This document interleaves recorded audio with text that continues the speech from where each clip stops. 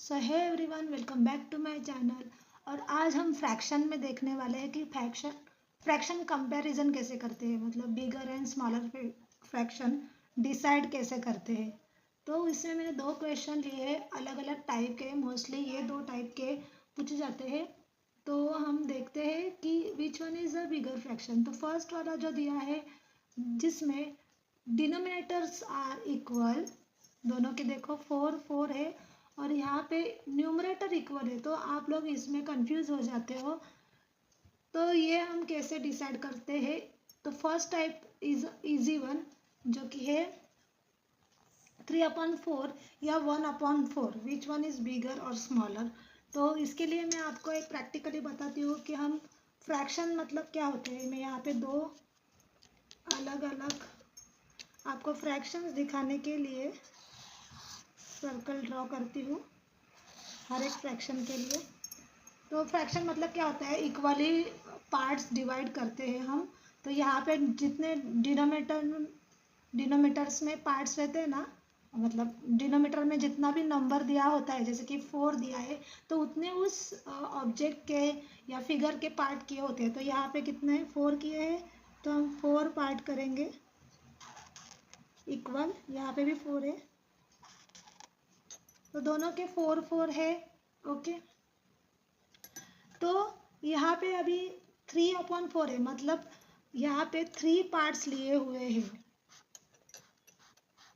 तो मैं 3 पार्ट्स को कलर करती हूँ और यहाँ पे ओनली 1। तो आप ही बताओ कौन सा पार्ट स्मॉलर है। क्लियरली समझ में आ रहा है कि ये जो पार्ट है एक ही लिया है, तो ये छोटा सिर्फ एक क्वार्टर पार्ट लिया है। तो ये वाला जो होता है फ्रैक्शन स्मॉलर फ्रैक्शन है। स्मॉलर के लिए हम जो नोक पॉइंटेड नोक होता है वो उस साइड पे करते हैं, और ओपन वाला पार्ट बिगर वन साइड के करते हैं। तो 3/4 is bigger and 1/4 is smaller fraction. So bigger fraction is 3/4। Second वाला अलग है, जो कि यहाँ पे अभी डिनोमिनेटर तो सेम नहीं है, लेकिन ऊपर वाला पार्ट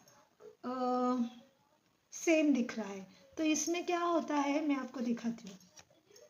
लेकिन डिनोमीटर में जितने पार्ट्स रहते हैं ना, उतने ही हमें पार्ट्स ड्रॉ करने, मतलब डिवाइड करने होते हैं।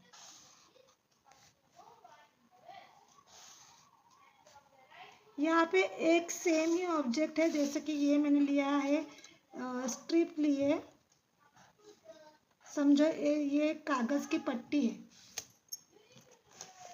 दो लिए है। ये मैं 1/10 के लिए करूँगी और ये मैं 1/7 के लिए फ्रैक्शन दिखाऊंगी। ओके, तो 1/10 मतलब एक ऑब्जेक्ट के कितने पार्ट्स किए हैं, 10 पार्ट्स किए हैं। तो हम 10 पार्ट्स करने की कोशिश करते हैं। 1 2 3 4 5 6 7 8।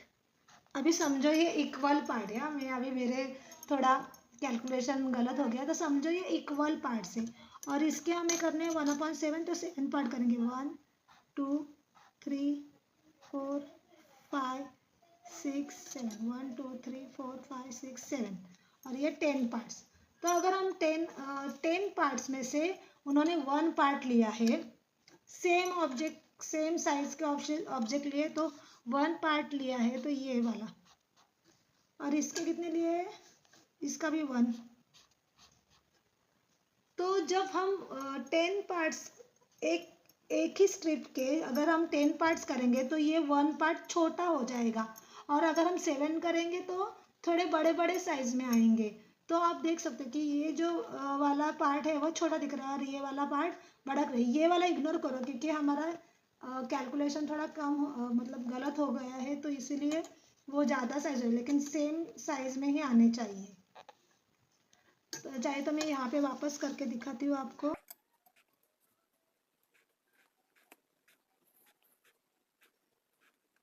तो ये देखो,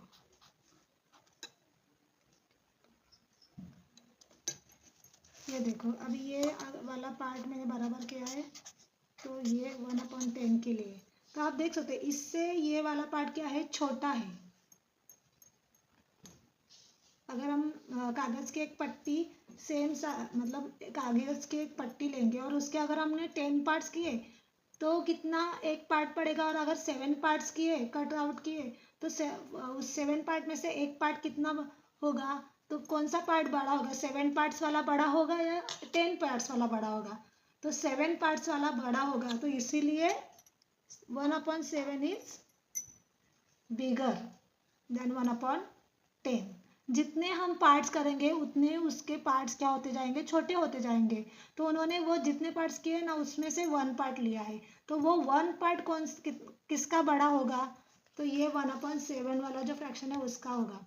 जब ऐसे होते हैं ना मतलब डिनोमिनेटर जब डिफरेंट होते हैं तब जो डिनोमिनेटर छोटा होता है वो बड़ा होता है। ओके, सो ये मैंने आज का जो वीडियो बनाया है बहुत ज़्यादा छोटा बनाया है, क्योंकि ये मुझे किसी ने सजेस्ट किया था, क्योंकि उसको कन्फ्यूजन था।